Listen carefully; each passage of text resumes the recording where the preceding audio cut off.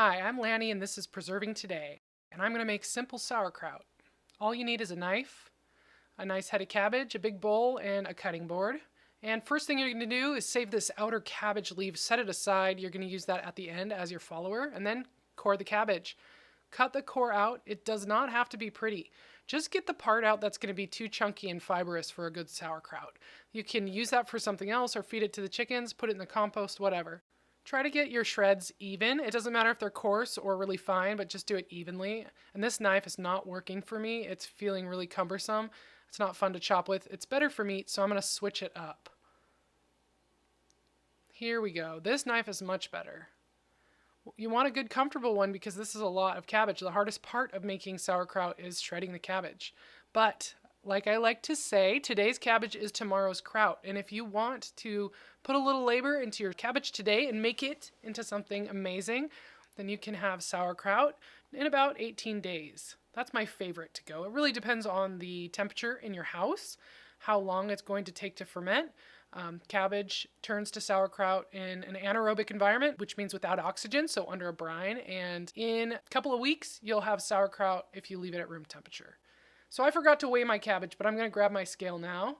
And usually I put my bowl straight onto a scale and do this first, but I forgot. So here we go. New bowl. We're going to put all this cabbage in there. The scale is tared, and I will see how much cabbage it is. And I'm doing this so I can measure the salt. I do 1 teaspoon of salt to pound of cabbage, and that was 4 pounds of cabbage. So I'm doing 4 teaspoons of salt.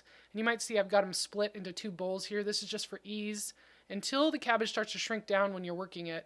I put 1 teaspoon of salt over there. I've got 3 teaspoons of salt in the main bowl. It doesn't matter. It's all going to end up in the same place. You hear that sound? It's crunchy. So when the cabbage first starts out, it's crunchy. It's going to continue to soften as you work it. So pay attention to how it sounds and how it feels in your hands. And you don't have to pound this, although you can. Some people like to use sauerkraut pounders. Just squeeze and really rub it around in your hands and in your fingers and flip it over and grab each spot and just squeeze it. If you have weak hands, you get tired, cover it with a cloth, rest it for a few minutes, and come back to it and you'll see how that shrinks down. It's more wet, and you can see the liquid pooling in the bottom of the bowl.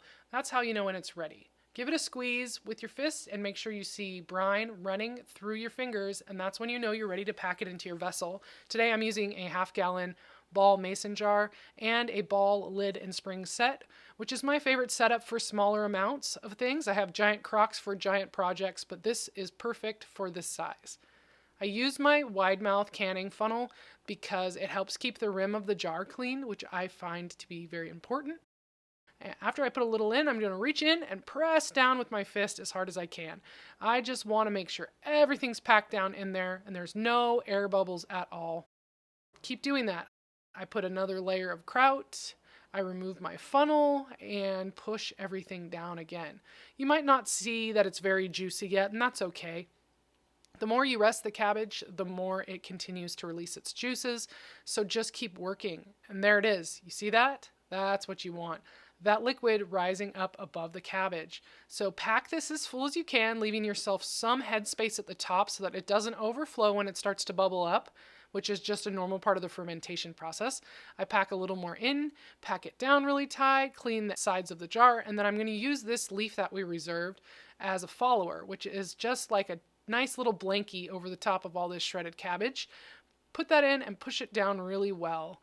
And the goal is to see the liquid come up even above that other cabbage leaf. See? Nice, nice. So once that's all tucked in, you can add your spring and you can put the lid on top, and that creates tension like a weight. And you see that there's a 1 spot of cabbage that's sticking up right there. I'm not crazy about that, but I'm going to come back in a couple hours and just push everything back down again. Don't forget to label your jar so you have the date and your contents of what it is. Don't forget to check it often and skim off any foam that might happen. Make sure there's no floaters on the surface. That's where mold can grow. Keep everything under the brine and it'll be fine. Thank you guys so much for watching. I'm Lanny and this was Preserving Today.